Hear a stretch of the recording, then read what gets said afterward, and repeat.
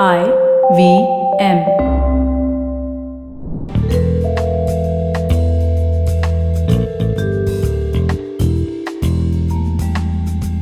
Kerala Story. Right, so Kerala Story released. Lovely example. Yeah, exactly. Kerala Story released recently caused like a shit ton of controversy.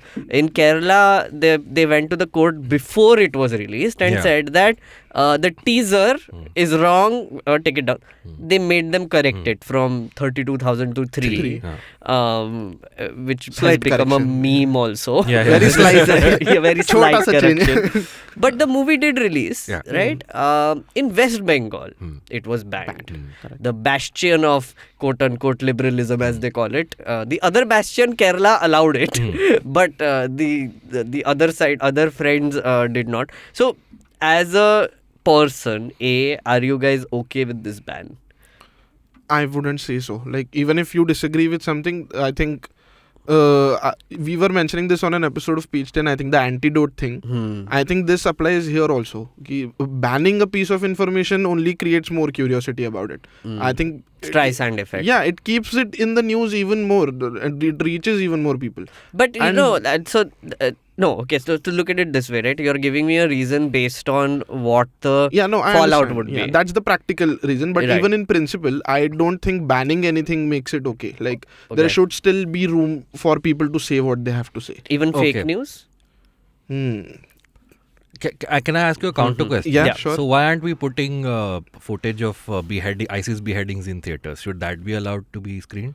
Well, now that is in absolute sense, right? I think even then, if it's a choice of people to watch it, I think even absolutely they should be allowed to watch it. Don't you think those people who are going to watch an ISIS beheading video on a big screen, you'd address what's wrong with those people, right? I mean, and they won't come out as the same people they went to go inside to watch. Yeah, but I think then that's where governance also comes into picture, no? Is that, we should have a system of governance that is efficient enough to let people, express themselves absolutely.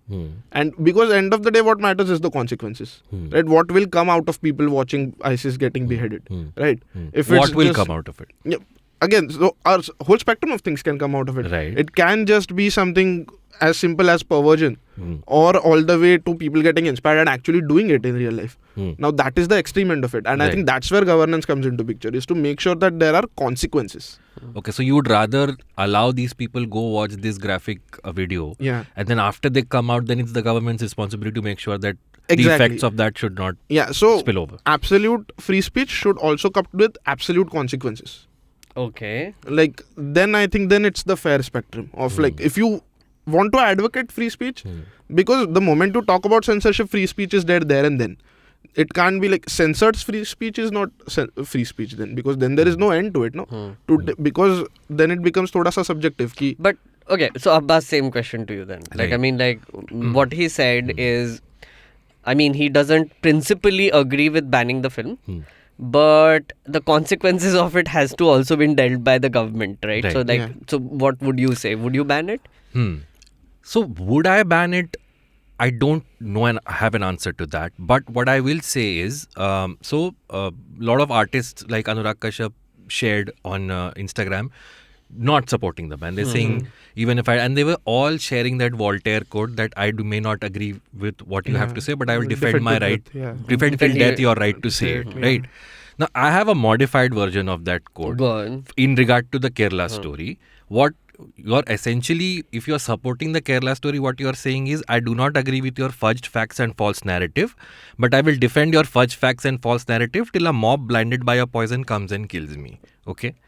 Because...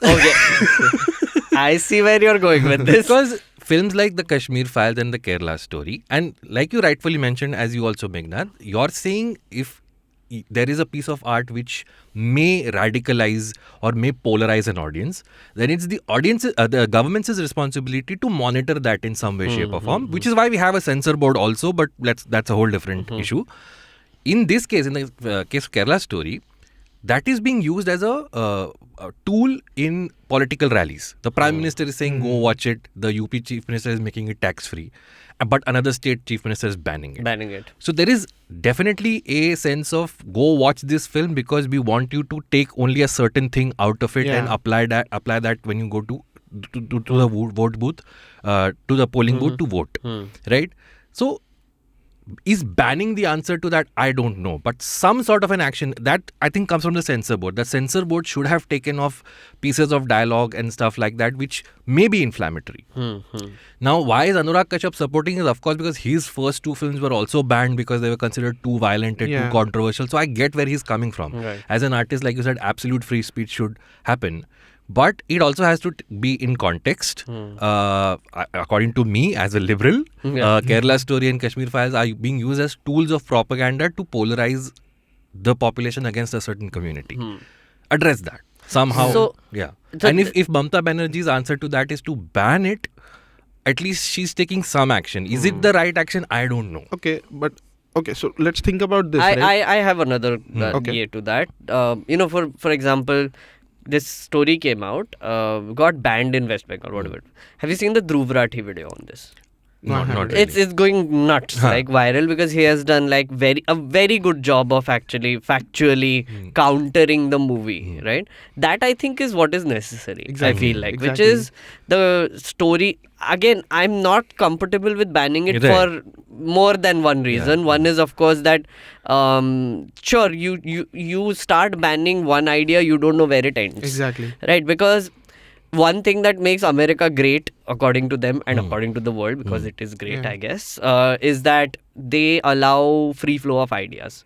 Right, and right at the beginning, initially I used to think, no, there need to be restrictions, but now I don't, because even the shittiest of idea might lead to a good idea.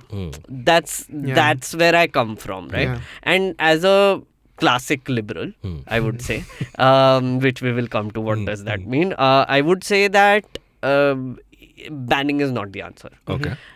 Again, absolute free speech, do I agree with it? I am slowly saying yes now. Not completely there yet, but I can see my ideology changing slowly towards yes. Right. But absolute free speech also then covers hate speech, right? So how does one address that if you are in favor of absolute? So that's the thing, right? Also I feel like it's also important to make hate speech a part of our education per se. At least the fact that you need to identify what is hate speech and what isn't, right?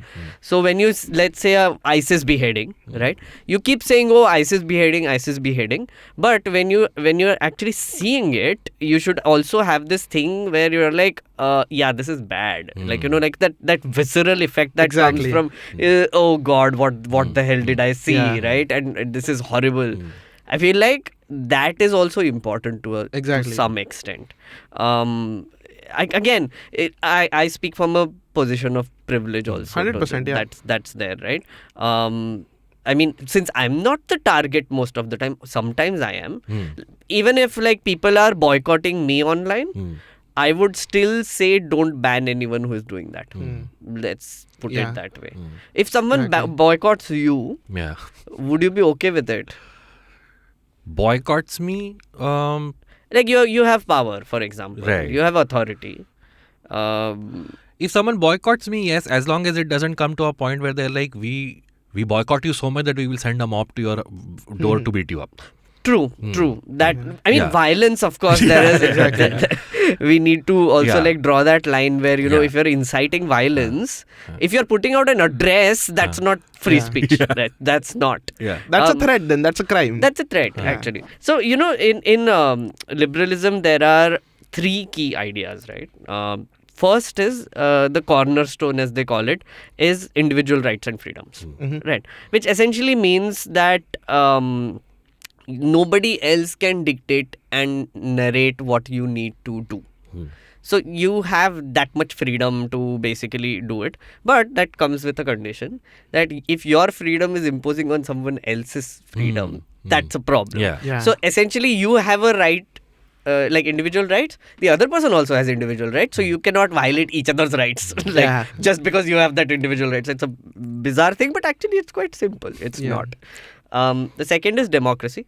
Democracy being, I mean, that is of course like a very liberal thing that everybody should have a voice. Right. Yeah. So when I say democracy, not just does it mean voting, but everybody should have an equal voice is one of the things. And the third is rule of law, which is essentially the belief that every individual has an equal access to the law. Correct. And the enforcement of the law. So these are the three basic tenets of modern liberalism. Yeah. Comments. What do you think? Sound great. Sound great. Perfect. Why aren't more people following? But you know what? Like the first one, the individual rights part. I want to talk about that a little bit, Yeah. right? Which is, what does that even mean? Right? What, according to you, would be like, let's say, put it simply, what are the rights that you think you have which you would like to protect? Yeah.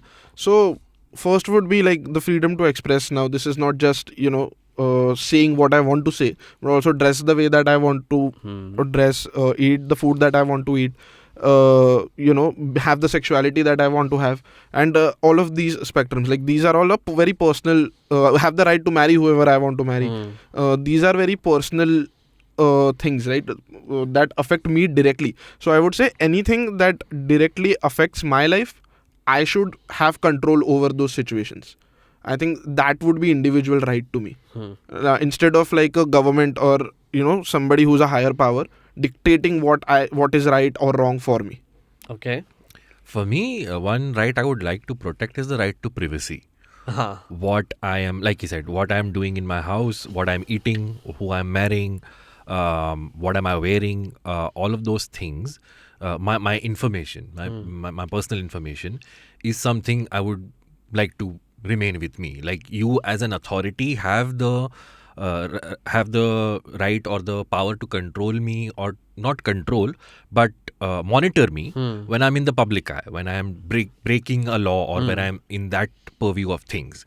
But in my personal life, in my personal space, the things that I'm doing are preferable to me as an individual. So do not impinge on those. So the second part which you said about when you're an authority and you're allowed to sort of look at me in public, right?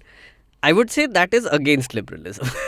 Because, because technically your individual freedom is, sure, in your home, privacy, etc. But also when I go out on the streets, unless I have committed a crime, right, which gives a solid reason to track me, I don't think I should be tracked at all.